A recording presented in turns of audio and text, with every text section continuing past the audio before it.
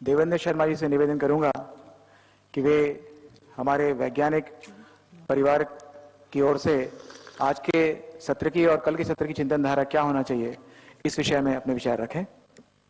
हमें सोच लानी पड़ेगी, हमें ये अपने आप को सोचना पड़ेगा कि हमें छोटा इंटरेस्ट नहीं देखना है, शॉर्ट टर्म गेन नहीं देखना है, हमें आने वाले 4 सालों के बारे में देखना, हमें आने वाले 50 साल के बारे में देख के चलना है, क्योंकि आपको अपने बच्चे ही नहीं, अपने जो ग्रैंड चिल्ड्रन है उनका भी ख्याल करना है। क्यों ना हम ऐसी खेती का एक शुरुआत करें। क्या ये हो सकती है? कई कहते हैं कि नहीं हो सकती है, मेरा मानना है कि ये हो सकती है। हमारे ही देश में, ज्यादा दूर के एग्जाम्पल नहीं है, आंध्र प्रदेश में एक शुरुआत हुई।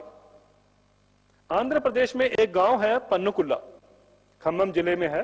अगर कोई आंध्र प्रदेश से आते हैं, उसने 6-7 साल पहले उनके गांव के बुजुर्गों ने कहा कि बहुत हो गया, ये अनर्थ हो गया, हम लोग केमिकल पेस्टिसाइड्स का उपयोग बंद करें। उन्होंने केमिकल पेस्टिसाइड्स का उपयोग बंद कर दिया, बायोलॉजिकल प्रोसेस जो भी थे उसके साथ में शुरू कर दिया। आज ये देखिए कि आंध्र प्रदेश में 40 लाख एकड़ में, 40 लाख एकड़, एक या दो गांव की बात नहीं मैं कर रहा हूं, 40 लाख एकड़ में ऐसी खेती हो रही है जिसमें केमिकल पेस्टिसाइड्स का उपयोग नहीं होता। अब तो 20 लाख एकड़ में किसानों ने खाद का भी उपयोग बंद कर दिया, अंग्रेजी खाद का, केमिकल फर्टिलाइजर का उपयोग भी नहीं होता।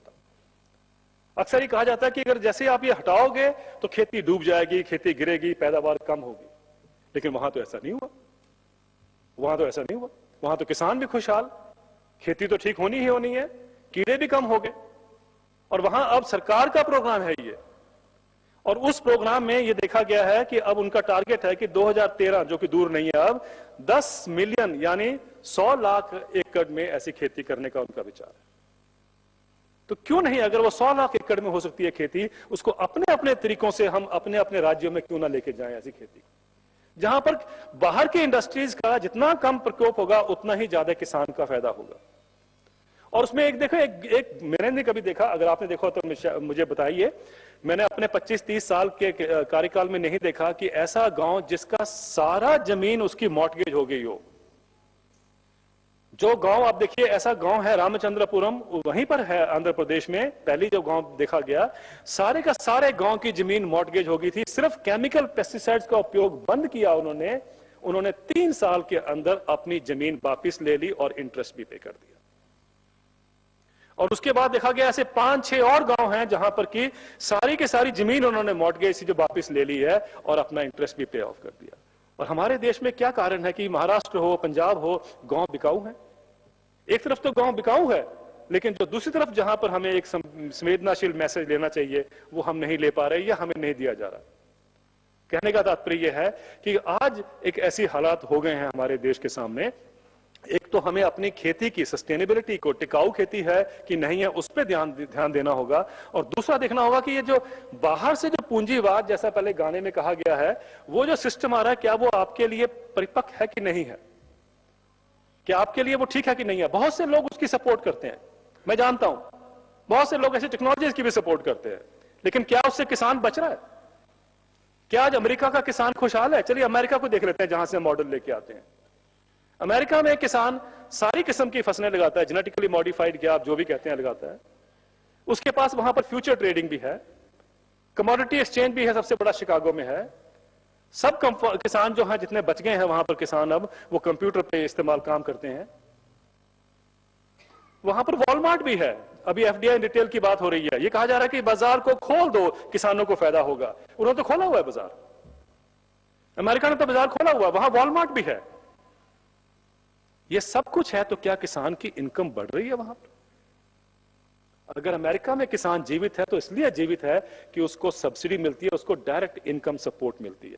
आज आप डायरेक्ट इनकम सपोर्ट हटा दीजिए, अमेरिका किसान भी धाराशायी हो जाएगा, वो भी अभिमन्यु की श्रेणी में आ जाएगा।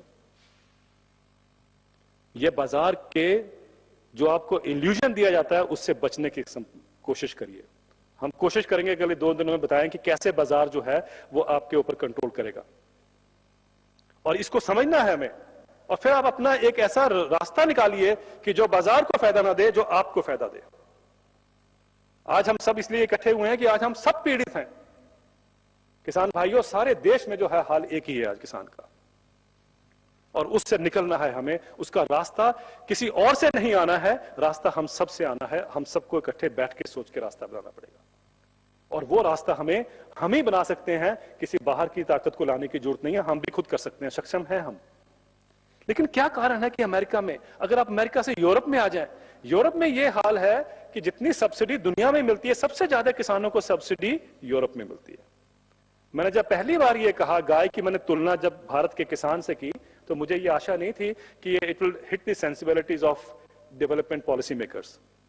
मैंने जब पहली बार कहा कि भारत का किसान अमेरिका की गाय से भी गया गुजरा है, तो उसका इतना चर्चा हुई, मुझे खुद हैरानगी हुई जब मैंने पहली बार कहा कि यूरोप में $2.7 वॉज दी सब्सिडी जो गाय को दी जाती है। तकरीबन 150 रुपए की सब्सिडी रोजाना गाय को दी जाती है।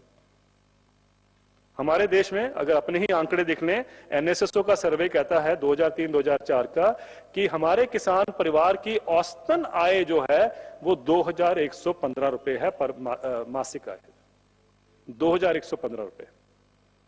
एनएसएसओ का सर्वे कहता है 2003-2004 का है, अभी 2400 गिन लीजिए अगर ज्यादा गिनना है तो। अगर उसको देख के चले तो हमारे और गाय के बीच में देखिए क्या हाल है। वहां जो गाय है विदेशों में, हर गाय जो है वो बिजनेस क्लास में दुनिया का चक्कर लगा सकती है, इतनी सब्सिडी दी जाती है। और खेती का जो हाल है, वहां पर भी खेती में इतनी सब्सिडी दी जाती है, किसानों को डायरेक्ट इनकम सपोर्ट दी जाती है, इसलिए किसान वहां का जीवित है। भारत में हम हर जगह ये बोलते हैं मिनिमम सपोर्ट प्राइस, उस पर सोचना पड़ेगा कि क्या ये रास्ता ठीक है, कि क्या इतने सालों से हम देखते आ रहे हैं। क्योंकि जो किसान जिसके पास कुछ नहीं बेचने को है, उसको तो मिनिमम सपोर्ट प्राइस का फायदा मिलेगा ही नहीं, और वो मेजॉरिटी में है। तो हमें ऐसा चीज, ऐसा एक मेथड लेके आना है, ऐसा एक सिस्टम इवॉल्व करना है जिसमें हमारे सब किसानों को, सिर्फ बड़े किसानों को नहीं, छोटे किसानों को भी, और जो जमीन के साथ जिनकी जमीन भी नहीं है, उन सबको एक फायदा हो सके। मुझे लगता है कि अगर हम 3-4 बातें अगर हम इस 2 दिन के सत्र में अगर फोकस कर पाए तो बहुत बड़ी बात होगी। पहली बात तो यह है कि टिकाऊ खेती, जो क्राइसिस है एग्रीकल्चर का, उसका सस्टेनेबिलिटी से क्या उसका जोड़ है, क्या गठबंधन है, उस पर हम फोकस कर पाए। कैसे हमें यह समझना है कि अगर किसान आत्महत्या कर रहे हैं तो कर्ज के नीचे तो दबे हुए हैं, लेकिन कर्ज क्यों होता है? वो इसलिए है क्योंकि जमीन जो हमारी नेचुरल रिसोर्स बेस है उसकी तबाही हो चुकी है। जब नेचुरल रिसोर्स बेस तबाह होगा तो किसान की जो लागत जिसको आप गिनते हैं वो तो बढ़ेगा ही बढ़ेगा, और किसान को अंत में, क्योंकि जो आउटपुट प्राइस है, यूनेस्को कहता है और यूनिसेफ कहता है कि जो आउटपुट प्राइस है किसान का, भारत में नहीं दुनिया में 20 साल से वो स्टैटिक है, एक जगह रुका हुआ है। अगर आप इन्फ्लेशन को एडजस्ट कर लेते हैं तो आज दाम जो आपको कपास का मिलता है वही 20 साल पहले मिलता था। ये इंडिया ही नहीं, बाहर भी यही हाल है, ये यूनिसेफ की स्टडी कहती है। तो आपके आउटपुट प्राइस तो रुका हुआ है, फ्रोजन है, और आपकी इनपुट प्राइस बढ़ती जाएगी जितना आपका नेचुरल रिसोर्स बेस डिस्ट्रॉय हुआ है। आपको समझना है कि नेचुरल रिसोर्स बेस को रीजनरेट कैसे करना है। एक बात तो मुझे लगता है कि यह सबसे बड़ा हमारे सामने सबसे बड़ा एक फोकस करने का एरिया जो है। दूसरा है कि किसान की आय कहां से आए, ये आपको सोचना पड़ेगा। बहुत हो गया, कोई कहता है कि साहब मंडियां लाओ, कोई कहता है मंडियां को हटाओ। ये डिबेट चल रही है, इसके पीछे भी राजनीति समझने की जरूरत है, और आगे हम देखें कि क्या रास्ता होना चाहिए किसान के लिए। क्या जो एग्जिस्टिंग सिस्टम है उसमें कुछ ठीक किया, जब बदलाया तो उससे कुछ रास्ता निकलेगा, या जो बाहर का सिस्टम है वॉलमार्ट वाला वो लाएंगे तो आपको रास्ता निकलेगा। समझने की कोशिश करनी पड़ेगी हमें। दूसरा, बाजार को भी देखिए, समझिए कि ये जो आपको बताया जा रहा है कि साहब फ्री इकोनॉमी हो जाए, फ्री इकोनॉमी तो अभी दुनिया देख चुकी है कि 2009 में जो इकोनॉमिक कोलैप्स हुआ था वो फ्री इकोनॉमी का हुआ था। $20 ट्रिलियन, मुझे पता भी नहीं ट्रिलियन कितने बनते हैं, कितने जीरो लगते हैं, $20 ट्रिलियन पंप किए गए थे उस इकोनॉमी को बचाने के लिए। और अब अगर वो 2011 में फिर इकोनॉमी जो उस हालत में जा रही है, 2 साल के अंदर ही बबल बर्स्ट होने जा रहा है।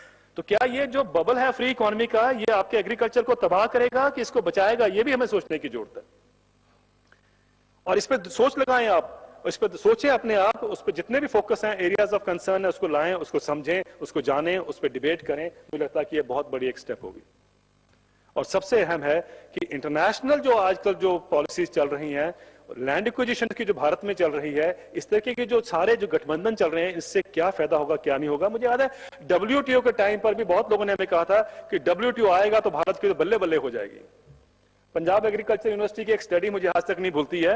वाइस चांसलर को आदेश आया चीफ मिनिस्टर का कि हमें कल सुबह स्टडी चाहिए पंजाब में क्या फायदा होगा WTO से, तो उसने आदेश दिया, रात भर इकोनॉमिस्ट जो हैं डिपार्टमेंट पूरा रात भर बैठा और सुबह एक रिपोर्ट उन्होंने पेश कर दी। बड़ी हिस्टोरिक रिपोर्ट है, कभी आप निकाल के देखना उसको। रिपोर्ट में कहा गया कि WTO आने से तो पंजाब की बल्ले बल्ले हो जाएगी, हवाई जहाज से प्रोड्यूस जाएगा और हवाई जहाज से डॉलर वापिस आएंगे। प्रोड्यूस तो चला गया, मुझे नहीं मालूम कहां गया। आज पंजाब की हालत, किसान की हालत भी दयनीय है। कहने का तात्पर्य यह है कि ये सब चीजों से हमें इसको समझने की बहुत जरूरत है। ये आप कहने पे नहीं जाइए, समझिए, बैठिए, इसके ऊपर अध्ययन करने की जरूरत है, मंथन करने की जरूरत है। क्या WTO जैसे रास्ते जो हैं भारत के लिए उपयुक्त हैं? क्या किसानों का उसमें भला होगा? ये तीन चीजों पर ही हम फोकस कर रहे हैं, ज्यादा ना जाएं। एक उसके खेती का समीकरण कैसा हो, उसकी सस्टेनेबिलिटी क्या हो, दूसरा मार्केट्स की जिसकी हम बात करते हैं, प्राइसिंग और मार्केट्स, प्रोक्योरमेंट, इन चीजों पर फोकस करें। और तीसरा मुझे लगता है कि हम ये इंटरनेशनल जो पॉलिसीज हैं उसका क्या इंप्लीकेशन होगा, और जो स्पेशली प्राइवेट इन्वेस्टमेंट जो भारत में आ रही है, जिसके बहुत लोग गुणगान गाते हैं, प्राइवेट इन्वेस्टमेंट आएगी तो पंजाब का पता नहीं क्या हो जाएगा वो, या देश का क्या हो जाएगा, किसानों का, वो भी हमें समझने की जरूरत है कि जो वहां नहीं हो सका अमेरिका और यूरोप में, वो यहां क्या होगा। जो कंपनियां वहां नहीं किसानों का फायदा कर सकी, वो भारत में क्या फायदा करेंगे, आप मुझे बताइए। कोई भारत में आपकी मदद करने नहीं आ रहा है, अपने प्रॉफिट के लिए आ रहा है। और वो किसान अगर नहीं समझेंगे तो मुझे लगता है कि हम 20 साल बाद, 10 साल बाद भी यहां एक और गोष्ठी करेंगे और वही समझने की कोशिश करेंगे कि हमने 20 साल में क्या नहीं किया। तो आज आपके पास एक मौका है भाई और बहनों, और इस 2 दिन के अंदर मैं अब दाद देता हूं पतंजलि योगपीठ की, जिन्होंने ये इनिशिएटिव लिया। हम लोग सब मिलकर सोचें और इसी सोच को फिर आगे बढ़ाया जाए। मिलजुल कर ही हम इसका एक रास्ता निकालने की कोशिश करें। किसान जो है बहुत हो गया, अब उसको अपनी दुख दर्द से निकाला जाए, उसको भी एक ऐसा जीवन मिले जिसमें वो भी खुशहाल, हम भी खुशहाल और देश भी खुशहाल। बहुत बहुत शुक्रिया, धन्यवाद। पूज्य श्रद्धेय